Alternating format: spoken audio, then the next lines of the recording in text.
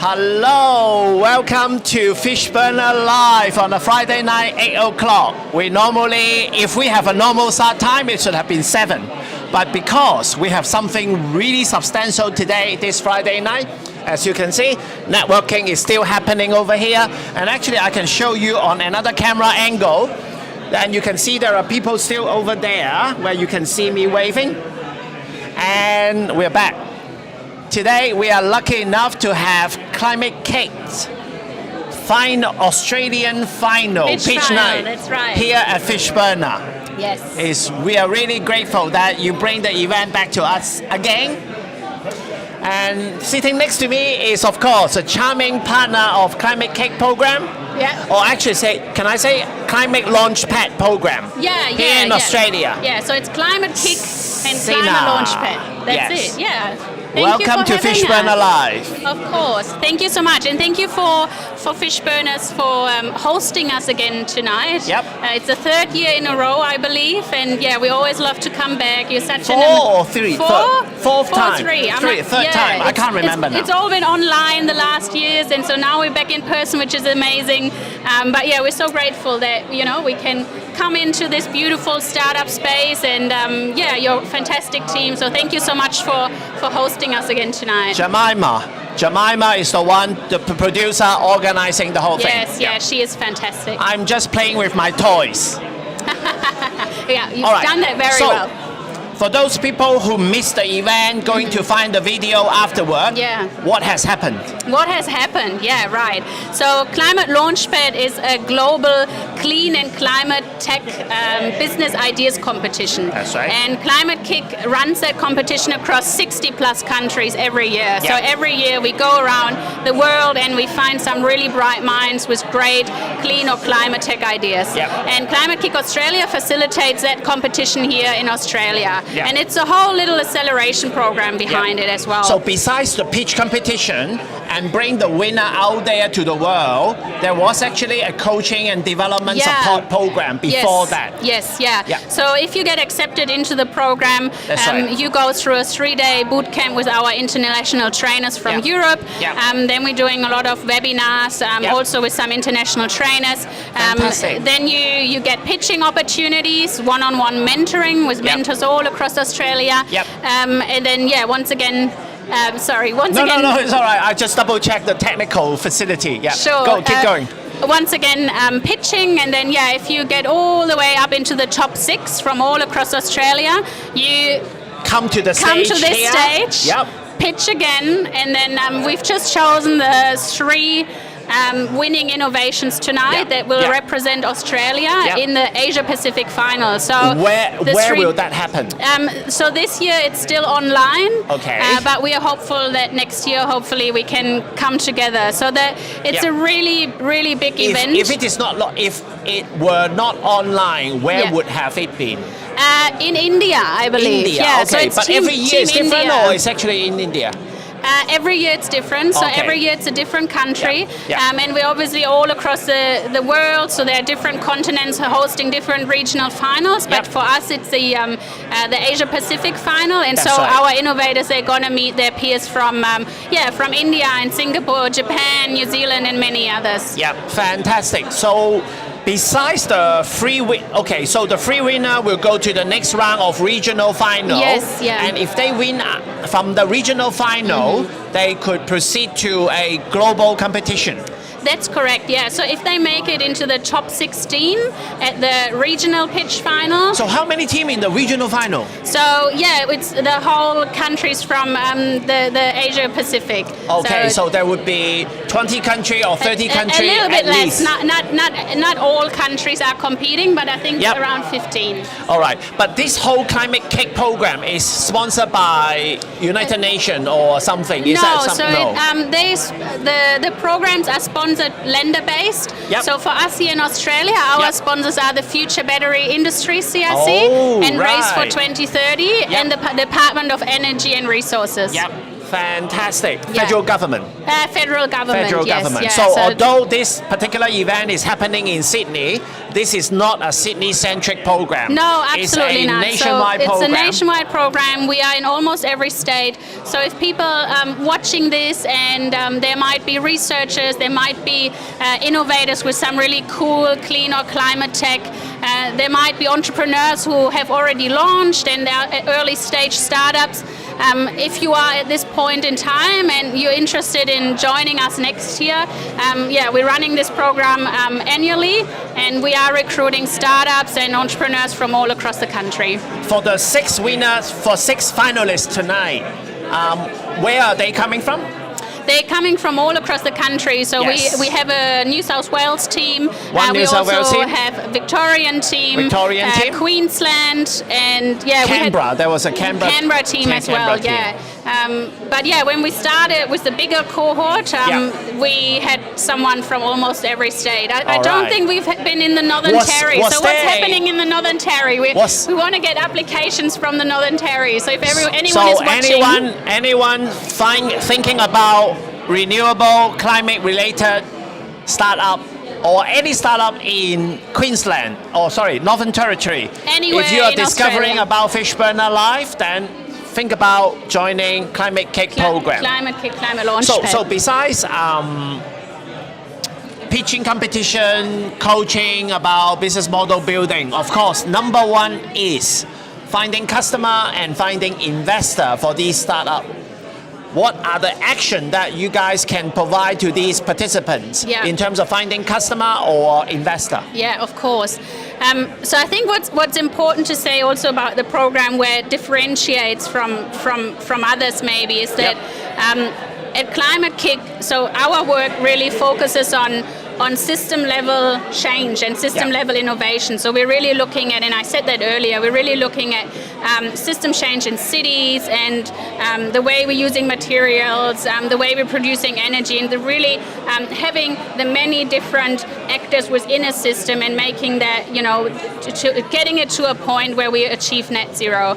And so that kind of system innovation approach is what ClimateKIC brings also to our innovation program. So we're not just running Climate Launchpad, we're also running innovation programs focused on clean tech researchers. But so that approach is what we bring to the innovation programs, and that means that our entrepreneurs, they not only learn tools around business and the technical tools, but they also get tools to really assess climate impact and transformative potential. And we do that by really leveraging that global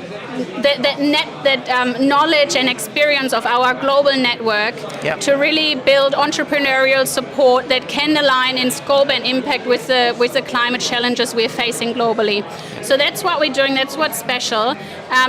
But in terms of there is a global network of finalists or community of founders across all the ClimateKIC global networks there where they can actually share, connect, and maybe form partnerships. Yes, absolutely.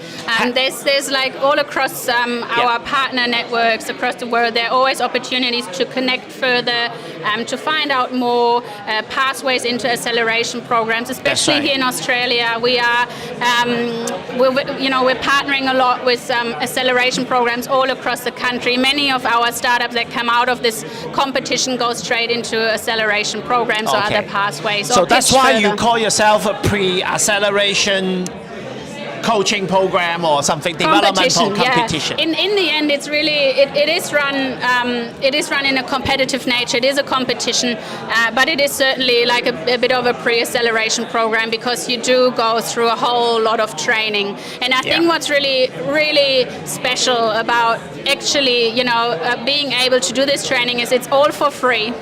And we do not take any equity or IP. It's your idea stays yours. We're just really here as a global community to support you and to lift you up and to make sure that you get to a point where you can either take off like some of our startups you've seen tonight, or you decide to choose a different pathway, and that's also fine with us. We're still going to keep supporting you. That is a very good point. And when we come to that how are the let's make a toast for congratulating Sina and the whole ClimateKIC team for doing what you have done and lead up to today's event. Thank you. And I think the event went well. I think so too. I think we got a bit.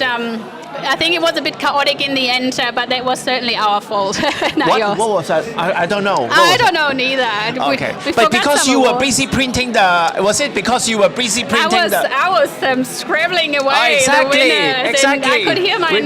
Rebecca, the MC was a bit too excited to She start. was too quick on the stage for me. I was too slow. I was behind. That's all right. She managed to spin a couple of jokes. For those people who want to listen and catch up with what the jokes that Rebecca shared today, or Dr. Rebecca shared today, go to find the video at Fishburners Founders Hub. I'm not sure if the video will be on ClimateKIC website as well, but go and find the video. Yes, and or link in the description below. Okay.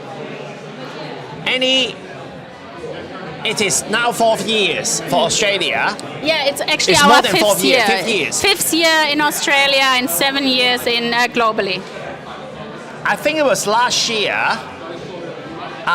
Tom Ferrer from Greener come back to share his experience. How have ClimateKIC program helped him at that point? Today, let's I don't know if you maybe talk about Greener or some other startups. Any exemplar that you want to mention and then how they have been doing? Yeah, there are many of them, and I always feel a bit bad of picking No, you don't need to pick favorite. You don't need to pick favorite. Yes. But you mentioned Tom. Yeah, they're going really well. They closed their first seed round. He can't be here tonight, but he actually trained our this year's startups. He ran the pitching training for them, and he's always very generous with his time, which we very much appreciate, of course. There are lots of startups now that have launched their businesses. They're doing really well globally and here in Australia. Even you've heard it. I don't know. Maybe people keep watching the recording later on. But even 2 teams out of the 6 tonight have just closed their first seed rounds, and it's incredibly exciting for us. It's due to their hard work, but we like to believe that it's also due to a little bit of our support. I am sure your support and the exposure brought along by the program add a lot of value too. Okay, so how about for those people who only discover about ClimateKIC today, watching this video or watching the pitch night? How, if they want to join, what's going to happen next year? Sure. So I would say I'll talk to those climate and cleantech innovators and entrepreneurs out there first. If you're interested in joining us, we're running this program annually. So we're going to put out calls for application again next year. So funding is secure, program is going ahead 2023? The thing is that I think it's a good prompt, thank you. We always, with quite ease, we can really onboard new sponsors and supporters all year round. So if there's someone who's watched tonight and said, there might be a corporation, there might be a corporate research center, there might be university or others who feel like, I would really like to bring this program closer to my community, or that's something I really want to support, supporting early stage startups, early stage innovations to really get into the market, then we can always onboard partners with relative ease throughout the whole year, and there's space, and we love to hear from you. For any innovator, next year Climate Launchpad again, and then we also run a program that is called ClimateKIC Starter.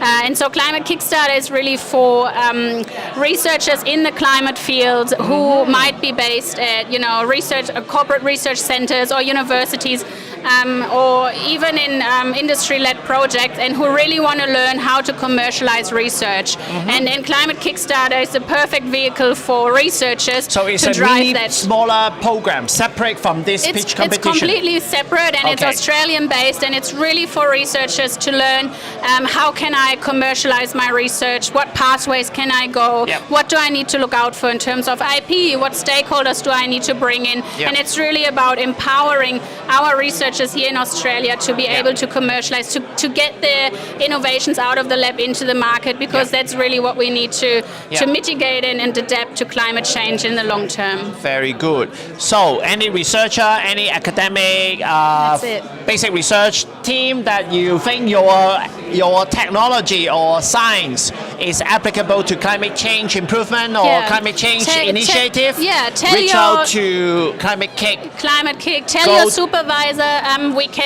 We can always get new CRCs, new universities on board to really help them to bring their researchers along. So there is a CRC grant mechanism help funding some of those initiatives as well. Yeah. So we have a couple of CRCs that are supporting this program, who helped us to co-design it to really make sure it fits the purpose for the researchers we're working with. And we're always onboarding new CRCs who want to join that program. Fantastic. Lovely to hear that. Anything we miss? I think we're pretty good. I think if we miss the bar and the pizza if we don't knock off an hour. Okay, I think we have a Coke, we have a white wine for you, and let's make one more toast. And let's go to the sponsor message. And we come back, we'll think about if we miss anything. Let's go to sponsor message.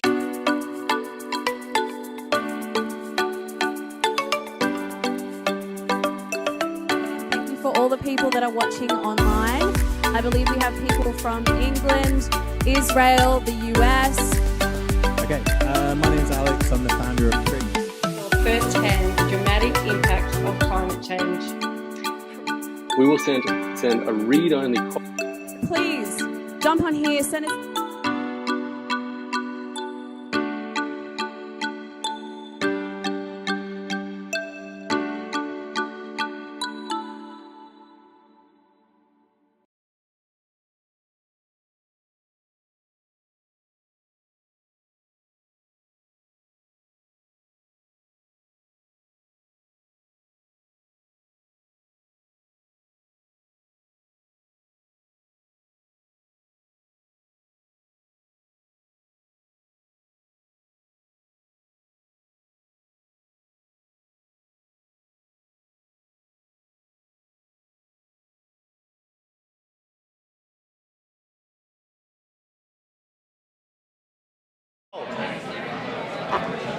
Cool, so we're back. So this is a live stream. Okay, cool. Hi everyone. Hello. I'm still hanging out.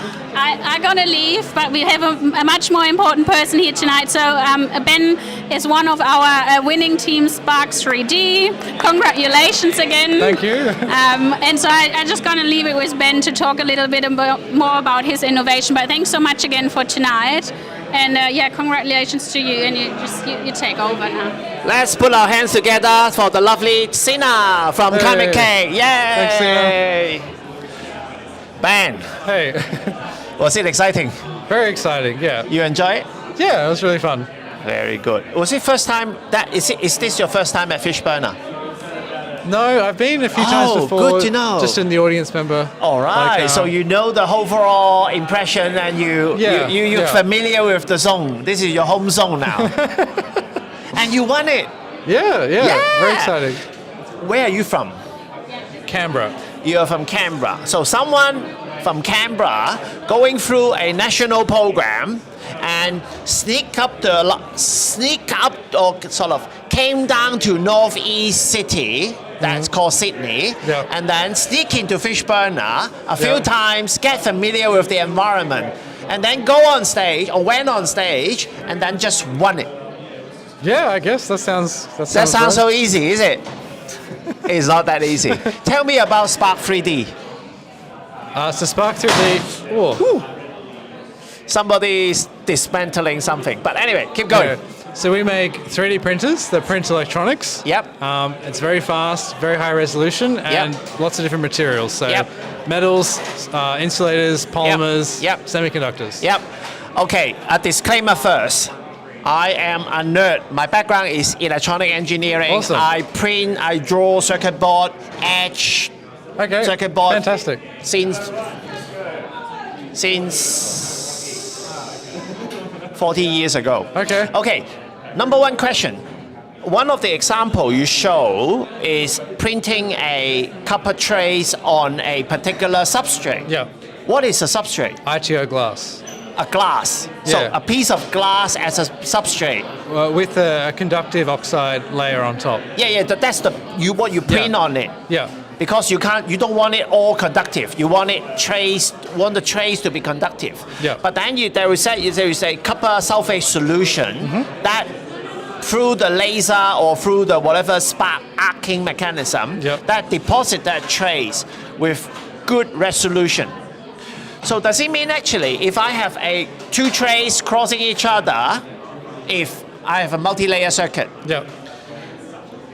what's the mechanism? Explain to me how I need to.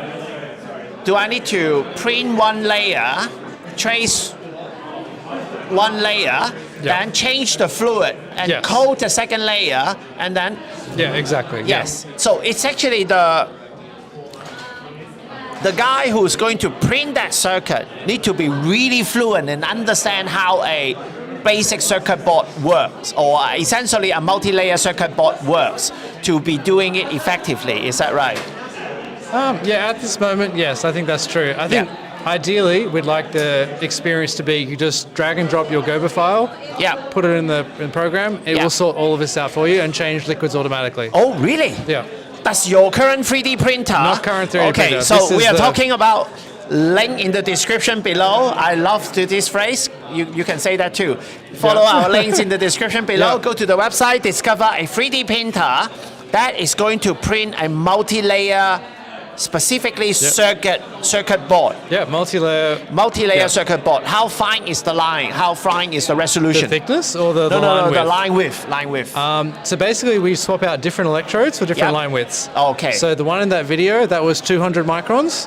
That's very fine, 200. Yeah, the line width itself is actually a bit wider. Yep. I think the most common one we use is 100 microns. Yep. And you can buy off-the-shelf electrodes at 10 microns. Okay. I'm not familiar with that unit, so it's typical because you're talking about a small batch production in the beginning. So you're talking about a typical SMD, surface-mounted device circuit board, like kind of Arduino size, kind of small batch IoT production units. That is how width you expect that to be. What is the width of the line width that you expect for that scale? Half a millimeter, Yeah, exactly. Half a millimeter, that would be 500 micron. Yeah, exactly. So your typical 200 micron or down to 10 micron. Yeah, so that's the size of the electrodes we use. Okay. And then we can, you can just do multiple lines to make it thicker if you want. All right, okay. So what's your rule of thumb recommended circuit resolution or size that is your sweet spot? You really should pick your own line width for your circuits based on like the current in the trace. Exactly. I think so. Yeah, that's actually an interesting question. So normally with PCBs, you have like a fixed thickness, and then you choose your line width to match the current. Right. Yes. With us, actually most of the time will be according to the typical circuit. Component size that they need to handle and the power level that they will be flowing through those circuits. Yeah. So we can do that differently. Okay. I'm not sure what the advantage is, but we can just make that trace taller rather than going wider. So I'm not sure why you'd want that, but so they have to trace the circuit supposed to be load a CAD file into the system. It will print one layer. It will work it out, but not yet ready to do the installation yet, is it?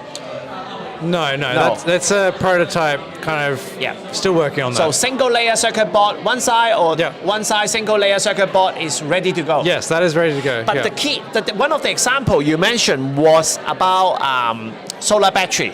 Solar battery. What was the part that you print? The current collector electrode. Current collector electrode. Yeah, so whenever you have a solar panel, you have photons coming in. Yep. They generate electron hole pairs. Yep. Electron goes to the negative side, hole goes to the positive side, and then you have to try and collect that current. So that at the edge of that solar cell, there was that. That and so if you just have a conductive oxide, there's a lot of resistive losses. So people typically add a metal grid to sort of, I guess, focus it into a more conductive part, the copper, take it out. So that's what we're printing. You print that the conductor grid. Yeah, because at the moment to do that for thin film cells, you create a mask, and then you thermally evaporate or screen print the conductive material. if it's evaporated gold, it means you're wasting 95% of the gold because it just lands on the mask. Yeah, but they recover it though, do they? They can, but it takes time and expense. That's an expensive process. If you use silver paste, yep. The paste itself is not that conductive compared to the bare metal. Yep. We get 95, 97% the conductive of raw copper. Yeah. So much higher material quality. Yeah. And much faster. Yeah. Yeah. So what's the next stage happening to you after winning the ClimateKIC? We're currently assembling our prototypes to ship out to the first customers. Oh, fantastic. Yeah. First prototype or commercial production? Somewhere in between. They're somewhere in between. Like alpha testing. Alpha right? testing. Yeah, okay. or beta testers. Yeah. Fantastic. And you are recruiting. Yes. That was you. That was you at the end me. of your pitch. And say, and we are recruiting. We are looking for software and hardware engineers. Software and hardware engineers. Especially embedded software. Embedded software. Or mechatronics.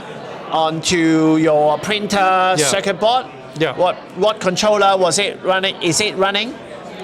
Sorry, I'm a nerd. That's why I asked this kind of question. Yeah. So, we're kind of changing that. So. All right. Okay.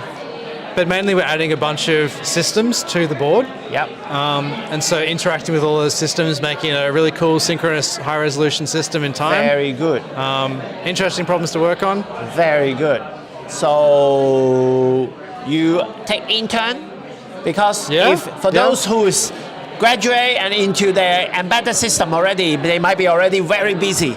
Yeah. And for those students looking for opportunity, they're looking for intern? Yeah, taking on internships. I think we have one computer science intern at the moment. Fantastic. That's doing really well. Fantastic. Going really well. Where are you based? We're based in Canberra. Canberra. So sorry, Sydney-centric people, you are not as lucky as Canberra people this time. But still, I asked you that question already. Yes, I asked you that question earlier. You are from Canberra. So anyone in Canberra looking for opportunity? Also Sydney. If you're looking for opportunity. Are you expanding your office? Yes. Okay. Pretty sure. Yeah. Why not Melbourne? That is also an option. We're kind of like weighing up Sydney, Melbourne. All right. Okay. If you've got a good reason to go to Melbourne, let me know. Melbourne is great with lots of capable university, with lots of talents coming out from the unis. Yeah, I'm sure they have. Yes, I'm sure they have. Very good. Maybe we'll very do good. Both. If you were not running your own startup and at a certain point in time in your professional career, most likely you have $10,000 you want to but invest into another startup. If forget about Scale 3D for the time being, which other startup tonight you think you would invest in? Oh, that's a good question.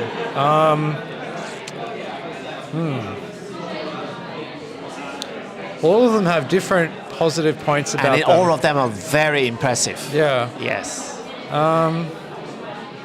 Including yours, of course. And that's why he wins. That's why he won the competition. I think I would go with Calyx. Calyx. Calyx, the lifetime assessment business of lifetime food. Or supply chain life cycle analysis of the life food. cycle. Yeah, that's right. Supply chain assessment. Yeah, mainly because they have customers and they've got a lot of experience in setting up. They got traction. businesses. They got proven record. Exactly.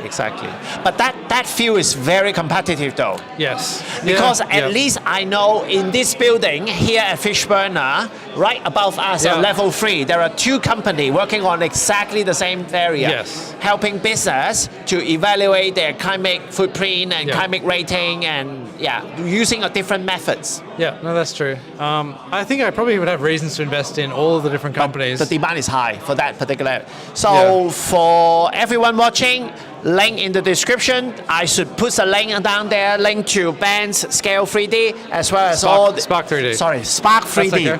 Spark3d as well as all the other finalists tonight.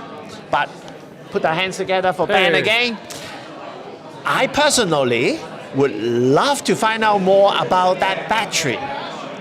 Okay. The BatTri boys over there. Yeah. That's some of their claim is really, or some of their quote, I should not say claim, but quote in the pitch is Really impressive. Yeah, no, I'm very keen to meet up with them later. Are they from Canberra too? No, Melbourne. Melbourne, all right. Melbourne and Geelong, I think. All right, we'll find out from them. Yeah, no, very keen. Thank you so much for coming, and That's thank okay. you so much for spending your time with us in front of the camera. Not a problem. Yeah. Anything final word to tell the audience out there, or your future customer? Oh God, I'm terrible at being put on the spot. No, it's all right. It's informal.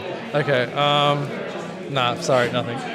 If you want to join the Spark3d team, check out the link in the description. Yep. Consider internship, consider job, embedded system software developer, hardware engineer. Yep, software and hardware engineers. It's a 3D printer, so you would have mechanical engineer too. Yes, yeah, that would be interesting. But that's not the first priority yet? No. But if that is, if you've got experience in motion systems and motion control, would be interested in that as well. Very good. And chemical engineer? Because when you introduce different layer of material. Yeah, we have a material science team. Anything to do with materials in general and deposition. That'd be interesting as well. Investor? We have closed our seed round. Hey, come on, there's never too early to line up for A and B. That's true, yeah. So we would be looking at A sometime in the future, so definitely open to talking early and setting up a relationship. How long is the sales pipeline now? How deep is the pipeline now? I think we have about 5 customers lined up ready to place an order. They're waiting to pay and take the delivery. Yeah. Fantastic. Well, maybe not quite that, but like maybe they want one test deliverable, assess it, and then yes, do that. Yeah, that's right. Fantastic. Awesome. Let's go to our sponsor message. Thank you so much for Ben spending time with us. Not a problem. Pleasure. All the best out there. Okay. Yeah. Thank you. Let's go.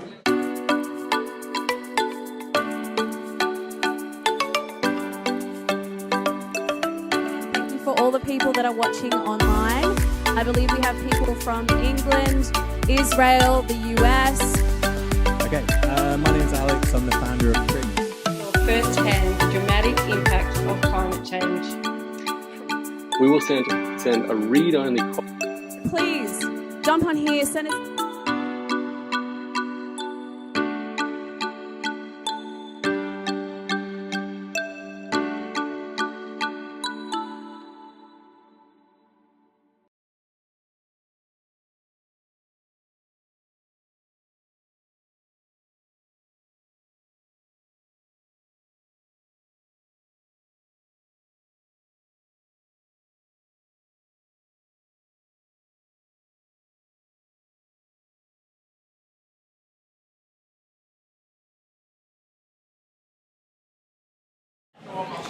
Right, okay, coming right back. This is Fishburner Live, and Ali and Hiro, this is your first time. Are you first time in Fishburner? Yes, first time. First time.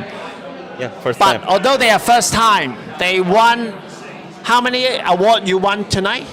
The Audience Award and the Talk to the mic. the Audience Award and the Victorian Cleantech Award.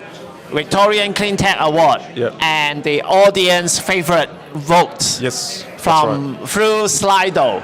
Congratulations. right. No worries. Thank you. Thanks. Yeah. Thank you very Okay, much. good. So tell us,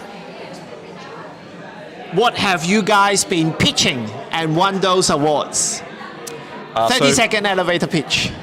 So we are making lithium metal batteries, and these batteries are utilizing a non-flammable electrolyte. Yep. And the game changer is that these batteries are non-flammable. So Non-flammable. non-flammable, yep. And so the traditional batteries that power your phone, Yep. computers, even like the Teslas, all use carbonated electrolytes. Okay, so is very typical flammable. lithium polymer or lithium ion batteries, battery yeah. So our have chemistry- carbonate polymer in the cathode. Cathode or anode? Anode. Anode, okay. Yep. Yeah, anode, yep. So the chemistry that we're using is lithium metal. Yep. And so the commercial stuff is mainly all lithium ion batteries. yeah. Okay, okay. Yep. Very good. And then couple of really big number on your slides earlier. 50% higher energy density. Is that right? Lightweight, so 50% less weight. Less weight for the same power. Yes. Yeah. So that means if they have the same weight, then they would have double the energy capacity. Yeah, and Yeah, 50% lighter weight. Okay. That's right. Yeah. So double that means energy density double. Yeah, exactly. Yeah. And then the next big claim is 30% cheaper than current lithium polymer or lithium ion battery. How's that number came about? Okay, so in a lithium-ion battery, the anode Yep. consists of a copper substrate, a Yep. current collector, Yep. and a binder as well. Yep. So the graphite and a conductive carbon as well. Yep. So all of these increase the costs considerably. Even Yep. during the manufacture, Yep. to make the slurry, it uses toxic solvents like NMP. Yep. So this creates a high cost. Yep. So what we are using is we're just using a pure lithium metal anode. Yep. So there's nothing on it. There's no other binders or Lithium additives. metal. Pure lithium metal, 100 Okay. micron thick. Yeah. Yep. But is the lithium metal one of the most expensive part of the whole chemistry? Yes, it is. So Yeah. a ton of lithium. But you ore- said it's actually cheaper than carbon. Yes. So the whole process. Yeah. So when you add up the binder, the Okay. graphite, so copper is a very expensive metal. Yes, that's right. Yeah. So Speak into the mic. So all of that will, does increase the costs Yeah. considerably. That's right. That's right. Yeah. Okay. So So that's why there's a less reduction in cost. so from raw material point of view, not yet counting the manufacturing process yet, or including the manufacturing process. Including that as well. yeah. Including the manufacturing process, but not the bigger battery packaging yet. No, not yet. No, Not we, yet, we not haven't yet. got to that stage. But just sell a lithium polymer cell for because the example you show was a simple drone battery. Yeah. What is it called? It's a pouch cell. Power cell. So Yeah. typical flat pack battery with Yeah. 2 electrodes on the top and then connect up for a drone application or remote control car applications. That Yeah. was the kind of the demo you Yeah, were showing. so the drone that we demonstrated was a 1 amp hour, 3.7 volt capacity battery. Yep. So in terms of the layers, Yep. So 11 lithium metal anodes and Yep. 10 cathodes. Yep. So it's a multi-layered pouch cell. Yeah. Yeah. So Fantastic. So that gives out close to 1 amp hour. Yeah. Of, So the capacity. benefit is mainly on the cost saving on the material manufacturing, the hopefully, lightweight. and Yeah. the lighter weight, Yeah. assuming same power. Yeah. But because actually once you have a battery that have more energy in it, people actually want the same weight but more longer range. Because like some of the drone business operating out there, you're talking about at the moment they can do a autonomous route survey in 30-minute flight time. But suddenly, if your battery can make it a 45-minute or even 50-minute flight time, Yeah, definitely, they would yeah. do it. They won't Definitely. want to fly it faster. They want it faster, but they at the same time they want it fly longer. Longer lasting. Yeah, longer lasting and bigger Yeah. surveying, bigger field. Monitor the ship, monitor the cattle out there even more. So Detail, for yeah. for reconnaissance Yeah. Applications, it'll definitely be excellent. Yeah. Exactly, because one of your highlight example on your pitch material was about flight, aeronautical application. Yeah. You were talking about passenger line plane. Yeah. How far is it? Is that a reality yet? It is a reality. Definitely. Okay. So there's still some With more a time. passenger jet like that? That is a bit stretching though, that particular illustration. I'm being optimistic. You are very optimistic on that regard, but I wish you luck in approaching that with the right Yeah, angle. definitely. Think big is good. Definitely. Yeah. Yeah. Yeah, definitely. Okay, But, yeah. if you don't mind, I'm a nerd, so I like technology stuff. And one of the key things out there at the moment is that there is a Pepitro electric trainer jet. Pepitro electric trainer aircraft. So I think it's a Czech or Romania manufactured 2-seater propeller plane, all run on electric. using a replaceable battery pack, they can charge it up the battery pack, load it within 5 minutes onto the plane, and the plane can take off and fly again for training purpose. But the flight time is limited to less than an hour. Yeah. Less than an hour. Yeah. Because of the battery capacity.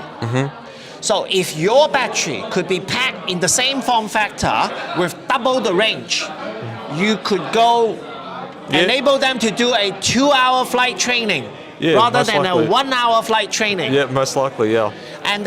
And the package could be even cheaper.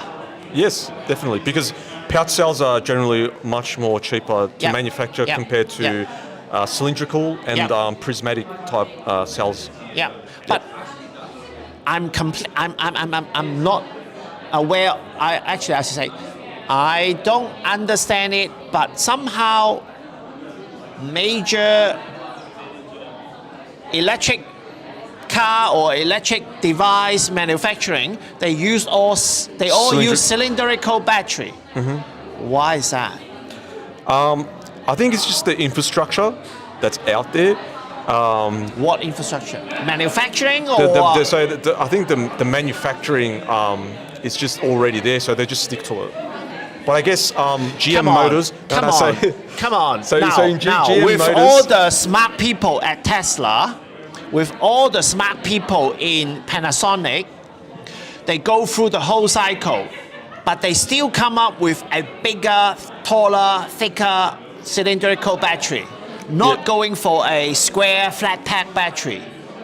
Yeah, so what was I going to say? So GM Motors are actually making a full electric vehicle using pouch cells. Speaking into the mic. Yep. So GM's making it was on the news a few months ago. So they use a flat pack battery. So they're using a pouch cell for their fully electric vehicles. So the cylindrical cells that Tesla's using, it's due to the infrastructure, right? Yeah. And also, I think another reason could be thermal management. So if you stack the cylindrical cell, definitely, so the space will be generated, right, between cells. But if you imagine stack the power cell, the cell will be stacked in very dense. Yes. Then what's happening if it's heated, right? Am I right that I remember I come across a sort of a documentary commenting on that one. It's about thermal management. Because during the discharge and charging cycle, there is a certain amount of heat coming out from the process. Yeah, definitely. Yeah, that's right. So I think that's why, and as Hiro mentioned, one of the advantages of using cylindrical cells is because of that. But you still need external cooling management system. So a pouch cell, because it's a thin layer of the material, it will heat up considerably. I haven't asked first. Where are you from? I mean, are you from Melbourne, from Canberra, or from Perth, or from Melbourne? Melbourne, yep. You are from a university, or you already graduate? So we work at Deakin University. Deakin? Yes. All right. Everyone at Deakin, keep an eye on them. So for those people who like your topic and like what you guys are doing, how do they find you? You can find us via email. So I don't have LinkedIn at the moment. I'm going to make it. You better set up a LinkedIn. How about Hiro? Do you have one? LinkedIn? Oh, yeah. I have a LinkedIn. Okay. Yeah. I will put. Okay. Do you have does your professor or your supervisor and your research team have a website on Deakin University website? Yeah. So if they could just Google BatTri Hub. BatTri Hub. So BatTri Hub. Hey, you haven't spent enough time on YouTube. Link in the description below. Definitely, yeah. Yes, that's right. You'll be able to see it, from there. And when you set up your LinkedIn profile, I'll put your link in the description below as well. All right, okay. That'll be good. No worries. What are the next thing you want all the audience or the ClimateKIC community or other startup community to do for you? What do you need from everyone? Well, money. investor. Okay, but does the Deakin University BatTri Hub actually have a industry connection, industry program happening? They do, definitely. Exactly. Definitely. So some of those industry collaborator potentially could be your first angel investor and things like that. Yeah, that's right. That's correct. Yeah. And do you need customer? Well, so if we, definitely. After we have the actual product, we can actually mass produce it. So when is your first commercial product coming out or prototype product coming out? So we've got the prototype out. Yep. What is it for? It's for a power cell for RC devices, RC toys. Or so mainly for UAVs, yeah. UAV, specifically what? So, drone. Yeah, so toy drone or remote control car. Yeah. So like the DV, the Mavic Pro, and that sort of stuff. Yeah. All right. Are you in touch with anyone specific drone distributor working on that? Not at the moment. No. Not at the moment. Yeah. I happens to know one. Oh, really? Yes. Sphere Drone, SPHERE, Sphere Drone. Link in the description below because they are actually frequently here at Fishburner. They are Australia's biggest drone service supplier in Australia for rural and survey site service provider. They actually lease drone, sell drone, but service drone, supply all the parts, maintenance drone to industrial clients. Oh, okay. Yeah. I shall share you an email, share the link with you, and hopefully you can build connection with them. Yeah, potentially you supply a few sample battery to them and they test it. Voila! Double the range. 1/3 the cost. No, 30% off the cost. Let's hope. Fingers crossed. Fingers crossed. Work towards those. I look forward to hearing more from you soon. Yes, likewise. All right. Any other, besides client and investor, any other requests from the audience? Just keep an eye out on us, and would love to connect with pretty much anyone that's interested. All right. And other university, other collaborating or competing, collaborating, we call it frenemy. The frenemy BatTri researcher across Australia. There are a few in Brisbane and in Sydney, in here as well, in Sydney, definitely. Would you like to give a shout out to them and collaborate with you or join the conversation? Yeah, would love to collaborate, definitely. Shall we actually run a BatTri pitch night, all specific related to BatTri here at Fishburner? Yeah. And have you guys pitching? If you can fly up, that would be great. Yeah, why not? And we can also do the remote as well, just like we done Victor from Germany. Yeah, that'll be probably a good way to do it. That's very practical, exactly. Definitely. Yeah. So besides, between you two, what's the academic or technical background between you two in forming this team? What's your degree background? So my background is applied chemistry. Applied chemistry? Yep, I've done my bachelor's, honours and PhD in chemistry. So Dr. Ali. Yeah, I think so. And me too. I finished Doctor of Engineering. I studied applied chemistry. Yeah, same applied major. chemistry. Yep. Fantastic. So does your battery? I think actually one key challenge I just suddenly come to my mind is, of course, charging time. Does your battery, you didn't mention it, does your battery reduce charging time with lower heat dissipation?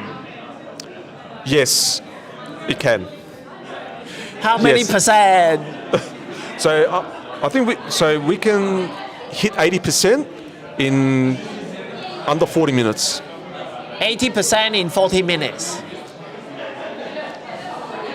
30 minutes. 30 minutes. 30 minutes. 80% in 30 minutes. 80%, 30 minutes. Yeah. It's actually quite good. What's the amount of efficiency? I mean, heat dissipation coming out. Would that overheat the battery? No, not at all. No. Because we use an ionic liquid electrolyte. All right. And as you guys probably know, it's non-volatile. Am I right? I'm completely walking on thin ice in front of two chemical engineering PhD now. Am I right that one of the limit of most of the current battery is actually they don't want to overheat it because that's why the charging current cannot be too high? Yeah, the reason for that is because the electrolyte they're using is very, very volatile and flammable. Yep. So our one, it can go up to about 70 degrees without any degradation. Okay. And it's non-flammable. But then the charging process generate heat, because if it doesn't generate heat, you won't have heating problem. So it will definitely generate some heat, but I mean nowhere near than the traditional electrolytes that we have today. Fantastic. So 80% in 30 minutes. 30 minutes. Let's work on it and validate that claim. Yep. I'll talk to you afterward, because there was actually, I only this morning come across a news article about another research team somewhere claiming they can charge a significant percentage within 10 minutes or something. Oh. It was on the news article on Flipboard. I read Flipboard all the time. Okay. Yep. If anyone in Tesla BatTri team are watching this, what would you like to tell them? Would love to liaise with you. Love to exchange with two PhD, Dr. Ali and Dr. Hiro, with Hinstead sitting next to me. Yep. I'm so proud today. Yes. So. No worries. Thank you so much for spending time with us. Likewise. I hope you enjoyed the Fishburner experience. Definitely, it was a great experience. Yes. Yes. And all the best with the Victoria Cleantech showcase. And then the other one is what was the crowd vote winning you?